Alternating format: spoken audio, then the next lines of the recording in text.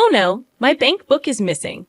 I distinctly remember placing it at the back of this drawer. Could it be them? Despite supporting my eldest son and his wife, who have been living together for several years, they've ignored me for 3 years without even saying thank you. I simply wanted them to show a little gratitude. But it's okay now. I will never forgive them. I'm a 56-year-old retiree, having left my job to care for my unstable mother-in-law. Currently, I work from home while providing care.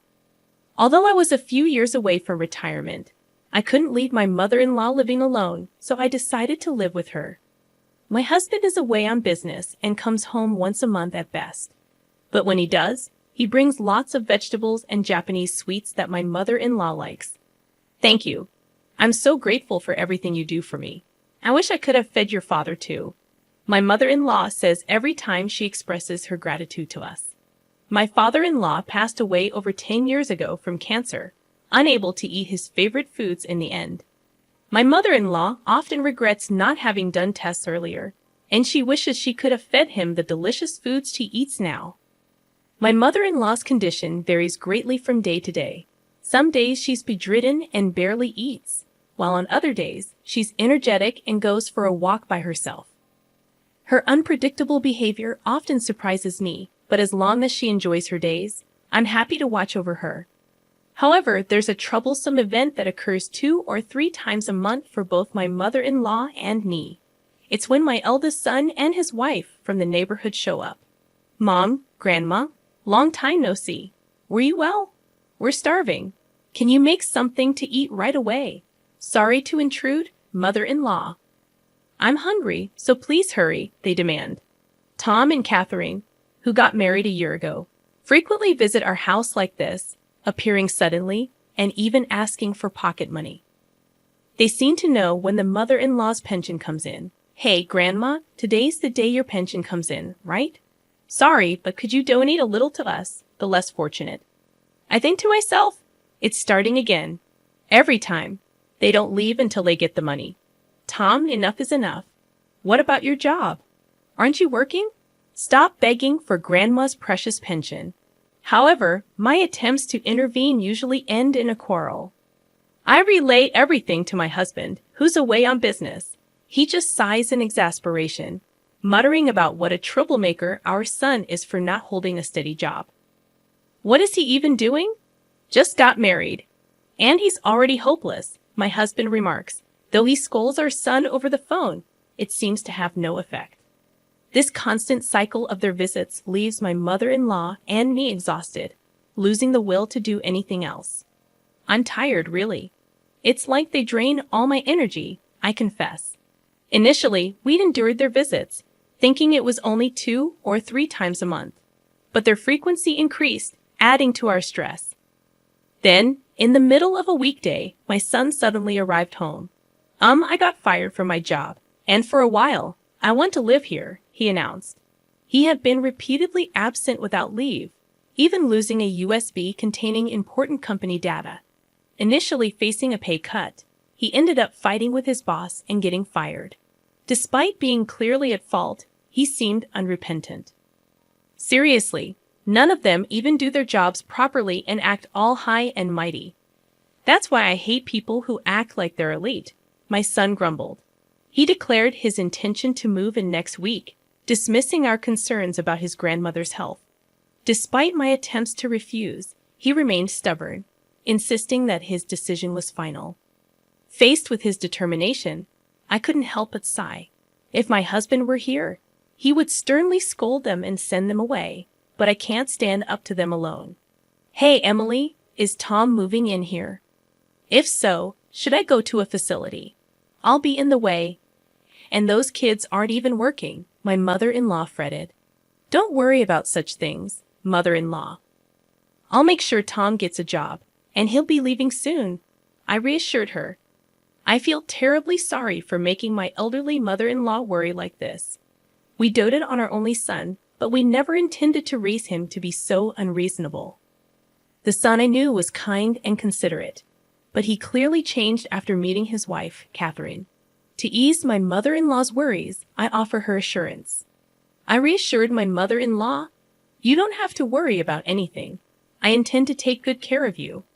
I repeated my explanation several times, and gradually the tension on her face eased. However, the day my son and his wife moved in arrived sooner than expected. Despite having separate bedrooms, we rearranged the rooms to share one, as my mother-in-law felt insecure being alone. Her desire to share a room highlighted her anxiety. Unfortunately, their behavior from the first day was appalling. "Hey, Mom, we're planning to use the entire second floor for our room. That's okay, right? From today, the second floor bathroom is ours only. You guys don't come upstairs, okay? We're still technically newlyweds, and we don't want unnecessary people coming and going, so please understand," my son announced. They even moved all the stuff from my workroom to the hallway on the same day, leaving me speechless. It became clear that if I stayed silent, they would continue to do and say whatever they wanted.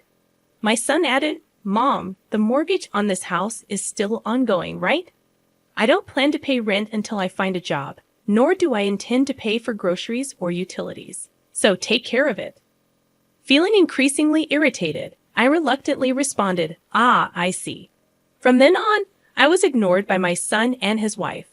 A week passed since they moved in, and there were no signs of my son job hunting. His wife left dirty dishes unwashed, neglected laundry, and they freely used our car without asking, leaving it full of trash and low on gas without refueling. Overwhelmed with responsibilities, my mother-in-law, who should be relaxing, ended up helping with the housework. Realizing this was wrong, I confronted my son. "Tom, are you even job hunting? You can't just stay at home all the time. Do something, at least clean up your dishes." However, he continued to ignore me. Complaining to his wife, he said, "Lately, I've been hearing these hallucinations. Just now, I heard something about job hunting or whatever. We have a place to live and food to eat, so why work? Stupid." They laughed about it, referring to my mother-in-law and me as hallucinations and ghosts. Despite our frustration, my mother-in-law and I decided to let them be for a bit longer, believing our chance for payback would come eventually. We constantly talked about them when they weren't around, discussing our options to get them out of the house and make them regret their actions. Sharing a bedroom, we spent the entire day excitedly discussing our plan in this challenging situation. I might have succumbed to depression if I were facing this alone, but being together makes it feel like we can get through it. Almost 3 years have passed since they moved in, and it's been 3 years since they started ignoring us. Perhaps they think we're ghosts. True, they haven't paid a penny for rent or living expenses. Their savings must be running out soon, right? Indeed, they might be covering their cell phone bills and dining out. But I've heard they're estranged from Catherine's parents, so financial help seems unlikely. They may ignore us now, but surely they'll come to us for help once they run out of money. We've decided that's when we'll take our revenge. It was 2 weeks after that conversation, when we were busy preparing for my mother-in-law's clinic visit. I noticed my son acting fidgety since morning, not seeming hungry but searching for something. Knowing he would ignore me if I spoke, I pretended not to notice and left for the hospital. Upon returning home, I discovered my son and his wife were gone, and my bank book was missing. Thinking the worst, I went to check my bedroom. Oh no, my bank book is missing. I'm sure I put it in the back of this drawer. Could it be them? I thought. It was too much, even criminal. My mother-in-law came and asked, "Emily, what's wrong? You look pale. Did something happen?" So, I told her that Tom and Catherine stole my bank book. They took the bank book that was kept here.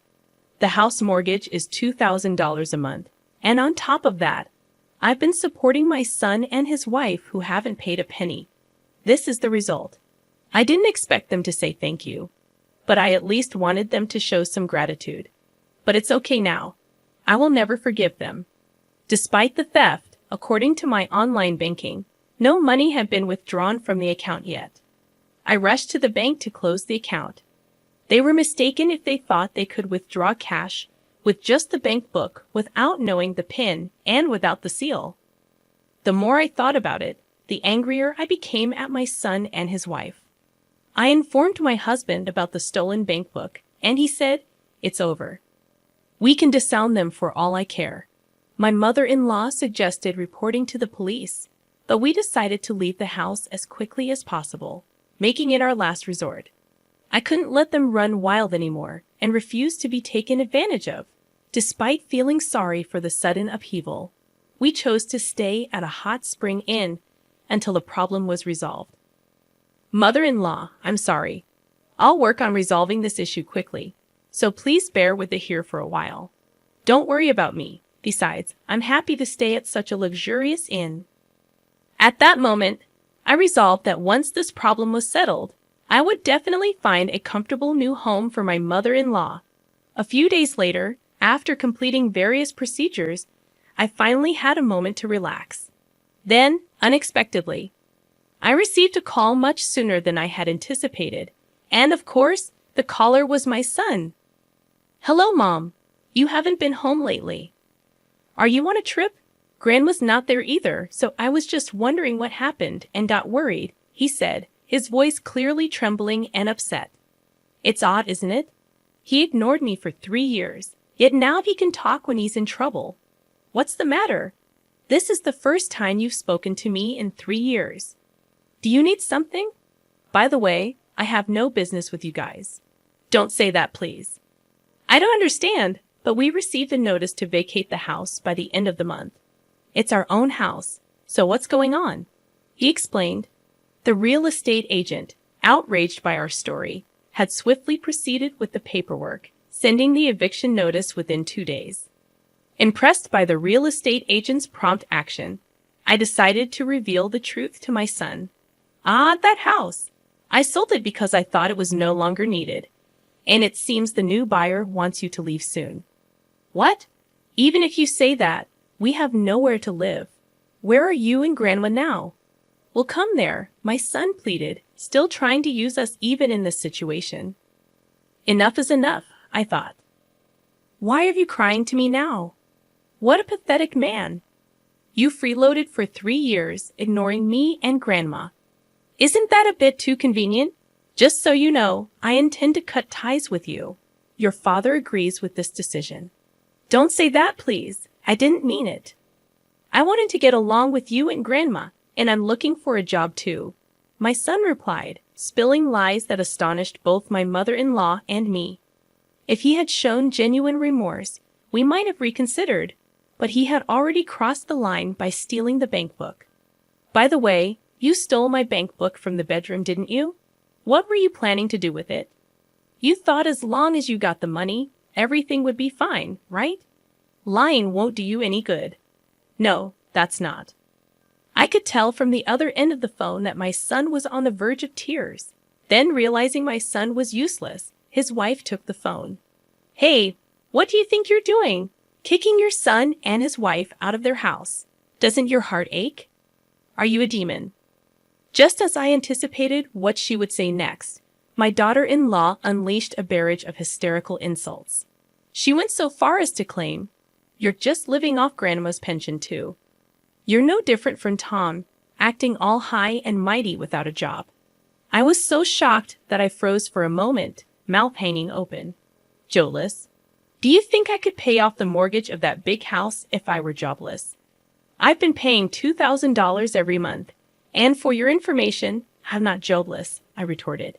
It felt pointless to reveal the truth. Her level of unawareness was apparent. In reality, I earned about $5,000 a month from my remote work. Still, I saw no need to share these details with them. If they had seen the bank book's contents, they might have figured it out. But hey, Catherine, you're jobless too. Yet you always wear branded items. Where did you get those? I think the one acting strange here is you, I pointed out. I suspected, though couldn't confirm, that she was in debt, always carrying new designer bags and wallets. Even my son, before being fired, worked at a decent company and earned a fair salary. It seemed like she was the one who ruined everything. I have no intention of prying into your private affairs, but if you're in debt, you'd better deal with it quickly before things get out of hand. Also, please leave that house as soon as possible. I'll take my leave now. Despite having more to say, I decided to let them face their impending doom on their own. After hanging up, I ignored all the apology emails from my son. My husband, who had also been contacted, dismissed them with even colder words than I did. We have been ignored until now, but it was our turn to ignore them. They should thoroughly enjoy their hellish lives. A few months later, I heard that the couple had moved out of the house into a shabby apartment. Catherine had accumulated a significant amount of debt. Although my son tried to initiate a divorce, they decided to repay the debt together since it was also in his name. With both of them jobless, they struggled to repay and were now busy working while being chased by debt collectors. Their hellish life continued, but they should try their best to overcome it. As for me, I'm currently considering a house to live in with my mother-in-law. My husband is likely to return from his business trip soon, so we're planning to live together in a comfortable house, enjoying a peaceful and happy life.